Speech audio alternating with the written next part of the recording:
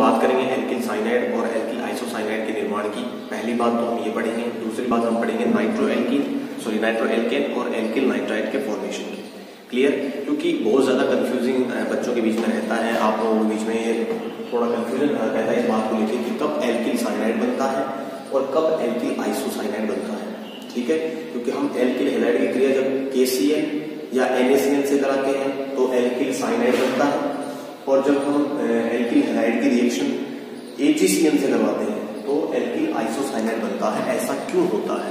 तो एक बार राजस्थान बोर्ड में सवाल पूछा हुआ है, 2015 या 16 पूछा हुआ था कि ऐसा क्यों होता है कि जब आप एल्किल हैलाइड की रिएक्शन NaCl या KCl से जब करवाते हैं तो एल्किल साइनाइड बनता है, और जब आप एल्किल हैलाइड की रिएक्शन AgCl से करवाते हैं तो एल्किल आइसोसाइनाइड बनता है। क्यों ऐसा होता है? तो उसी के बारे में आज मैं आपको बताऊंगा कि ऐसा क्यों होता है। तो पहले मैं रिएक्शन लिखता हूँ एल्किल साइनाइड की। तो हमारे पास कोई भी एल्किल हैलाइड मान लीजिए RX है। क्लियर? इसकी जब आप रिएक्शन करवाएंगे या तो आपके पास KCl होगा या आपके पास NaCl होगा, दोनों सेम रिएक्ट करेंगे। ठीक है, ये आपके पास क्या है? एल्किल हैलाइड, और एक आपके पास है पोटेशियम या सोडियम, जो भी लेंगे आप, साइनाइड। ठीक है, और अगर सोडियम लेंगे NaCl तो आप सोडियम साइनाइड। क्लियर? इसमें होता है हीटिंग का प्रोसेस। जब आप इसको हीट करते हैं तो ये एक SN2 मैकेनिज्म होता है। SN2 में पढ़ा चुका हूँ लेक्चर पहले। तो होता क्या है, उत्पाद जो बनता है वो मैं लिखता हूँ, फिर इसको मैकेनिज्म के थ्रू आपको समझाता हूँ। यहाँ से जो पुराना नाभिक सही है X माइनस वो तो निकलेगा, और नया नाभिक सही क्या होगा? Cyanide Cn minus. तो Cn माइनस जो है वो कार्बन पे जुड़ जाएगा एल्किल समूह पे, और यहाँ से X जो है वो K को लेके बाहर निकल जाएगा। तो R जो है उस पे नया नाभिक सही कौन जुड़ेगा? RCl प्लस यहाँ से X जो है वो K के साथ निकल जाएगा, क्या बना देगा? KX। अगर आप NaCl लेंगे तो NaX बाहर चला जाएगा। तो ये तो आपके पास बन गया क्या? Alkyl cyanide. समझ पा रहे हैं पूरी बात को? ये तो बन गया एल्किल साइनाइड। अब देखो इसके रिएक्शन लिखता हूँ, एग्जांपल लेता हूँ। मान लीजिए हमारे पास है CH3Cl, ये हमारे पास है CH3Cl, मैथिल क्लोराइड। क्लियर? इसके साथ मैंने ले लिया है KCl। जब आप हीटिंग का प्रोसेस करते हैं तो क्या बनाएगा? यहाँ से K और Cl क्या बाहर जाएगा? KCl, और CH3 के ऊपर कौन जुड़ जाएगा? Cl। ये बनाएगा CH3Cn प्लस KCl बाहर।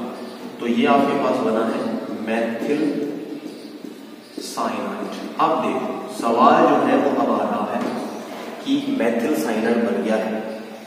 अब अगर आप यही रिएक्शन एल्किल हैलाइड की ही रिएक्शन अगर आप किससे करवा दें, मैंने फिर से CH3Cl ही ले लिया है प्लस AgCl।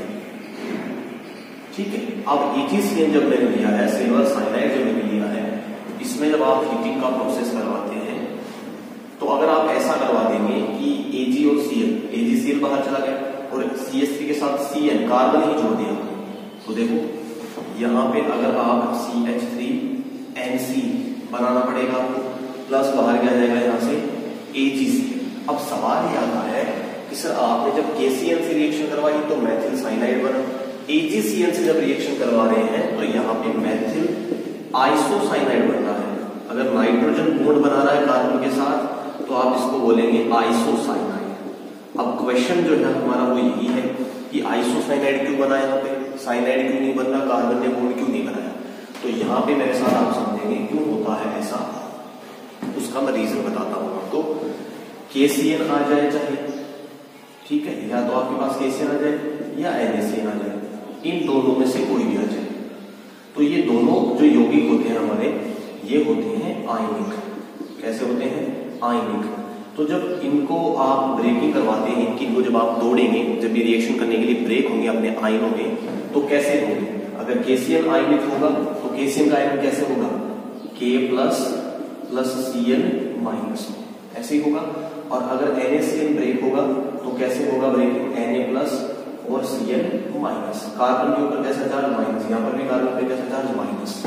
तो यहाँ पे किसके केस में? KCl और NaCl के केस में नाभिक स्नेही की भांति, किसकी भांति? नाभिक स्नेही की भांति कौन कार्य कर रहा है? कार्बन, साइनाइड का कार्बन एक न्यूक्लियोफिलिक सेंटर है, नाभिक से नहीं केंद्र है, तो कार्बन आक्रमण करेगा किसके ऊपर, इस कार्बन के ऊपर।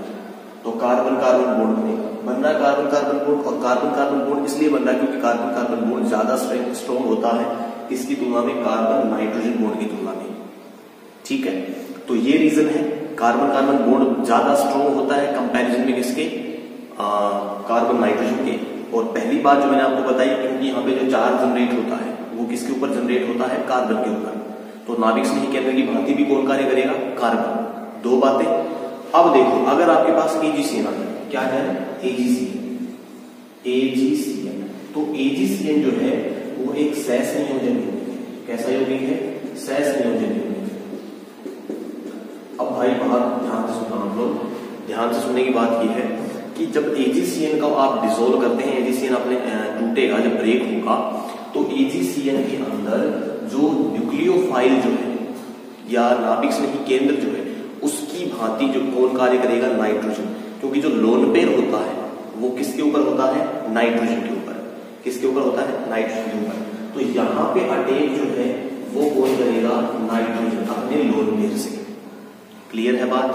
यहाँ पे नाभिक स्नेही केंद्र की भांति कौन करेगा कार्य, नाइट्रोजन, क्योंकि नाइट्रोजन के ऊपर क्या है, लोन पेयर। ऐसा इसलिए हो रहा है क्योंकि यहाँ पे आयन नहीं बनेगी, एजीसीएन एक सहसंयोजक यौगिक है, तो सहसंयोजक यौगिक जो है उसके अंदर नाइट्रोजन एटम जो है, साइनाइड का नाइट्रोजन एटम, वो नाभिक स्नेही केंद्र की भांति व्यवहार करेगा। तो अब कार्बन के ऊपर आक्रमण कौन करेगा, नाइट्रोजन। तो CH3Cl की जब एजीसीएन से आप रिएक्शन कराओगे तो ये नाइट्रोजन आक्रमण करेगा इस कार्बन के ऊपर। तो CH3 के साथ कौन बॉन्ड बना गया, नाइट्रोजन।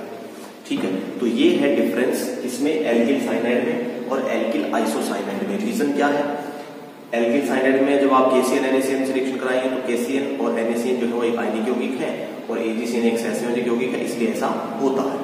दूसरी बात, हमारे पास एक और कंपाउंड होते हैं, एक तो होता है एल्किल नाइट्राइट और एक होता है नाइट्रो एल्केन। कब एल्किल नाइट्राइट बनता है, कब नाइट्रो एल्केन बनता है, उसकी बात आपको बता। ठीक है, उसको हम लोग समझेंगे यहाँ पे एल्किल नाइट्राइट और नाइट्रो एल्केन कब बनते हैं। करते हैं किसकी, एल्किल नाइट्राइट की और नाइट्रो एल्केन की। कब एल्किल नाइट्राइट बनता है, कब नाइट्रो एल्केन बनता है। तो सिमिलर सा कंसेप्ट है जो एल्किल साइनाइड और एल्किल आइसोसाइनाइड का था, उसी प्रकार से। कैसे, देखो, अगर आपके पास क्या हो, NaNO2 या KNO, NaNO2 या KNO, तो ये जो है वो है आयनिक यौगिक। कैसे है, आयनिक यौगिक। क्लियर है बात। तो इनका जब आप आयनिक करवाएंगे तो ये K प्लस NO2 माइनस। अब होता क्या है, NO2 जो है, NO2 जो लिगेंड है, ये होता है लिगेंड। अब लिगेंड क्या होता है, मैं सहसंयोजक यौगिकों में आपको बता दूंगा, अगर आपने पढ़ रखा है तो आपको बता दूंगा। लिगेंड नेगेटिवली चार्ज स्पीसीज होती है, या तो उसके ऊपर नेगेटिव चार्ज होता है या उसके ऊपर लोन पेयर होता है।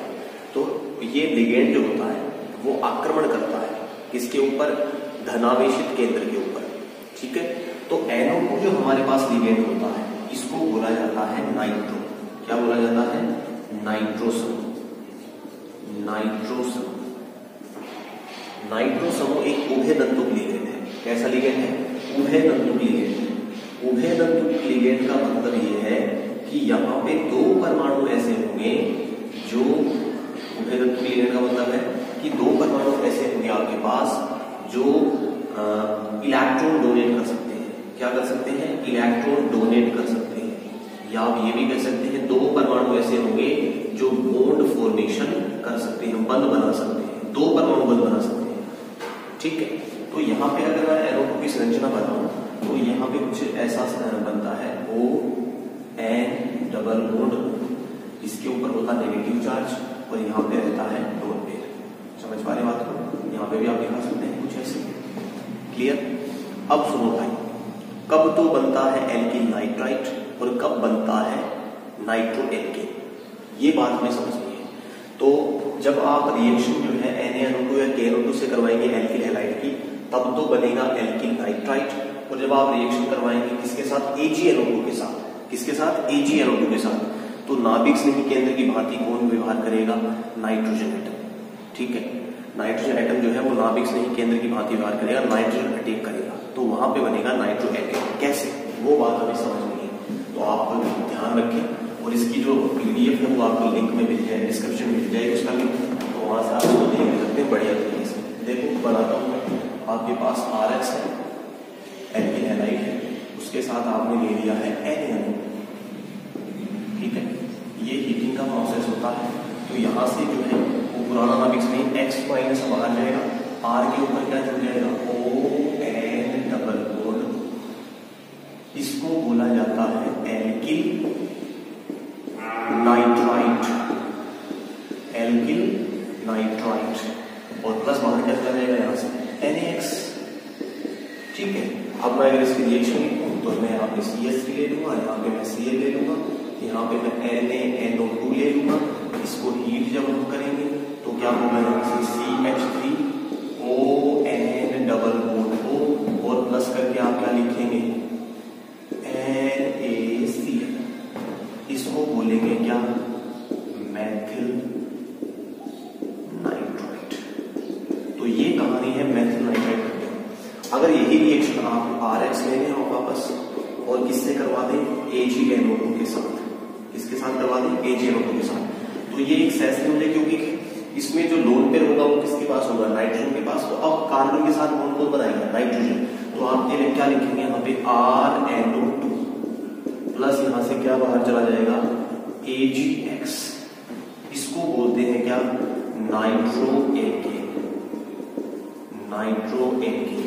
अगर यहाँ पे आप CH3 लेते हैं, यहाँ पे आप Cl लेते हैं, इसके साथ रिएक्शन करवाते हैं AgNO2 की, हीटिंग का प्रोसेस होगा, यहाँ से Ag और यहाँ से Cl क्या बाहर जाएगा AgCl, ये AgCl बाहर गया, CH3 के साथ कौन बॉन्ड बनाएगा नाइट्रोजन, तो आप क्या लिखेंगे CH3NO2, यहाँ पे बॉन्ड कौन बना रहा है ऑक्सीजन। तो अगर ऑक्सीजन बॉन्ड बना रहा है तो मैथिल नाइट्राइट, अगर नाइट्रोजन बॉन्ड बना रहा है कार्बन के साथ तो इसको बोलते हैं नाइट्रो NK। समझ पा रहे इस बात को आप, क्यों हो रहा है ऐसा इसलिए हो रहा है क्योंकि NO2 समूह जो है या NO2 लिगेंड जो है वो क्या है उभय तंतुक लिगेंड है, इसके अंदर दो एटम ऐसे हैं जो बॉन्ड बना सकते हैं, नाइट्रोजन भी और ऑक्सीजन भी। अगर नाइट्रोजन बनाता है तो नाइट्रो एल्किल, अगर ऑक्सीजन बनाता है तो एल्किल नाइट्राइट। मिलते हैं नेक्स्ट वीडियो में, धन्यवाद।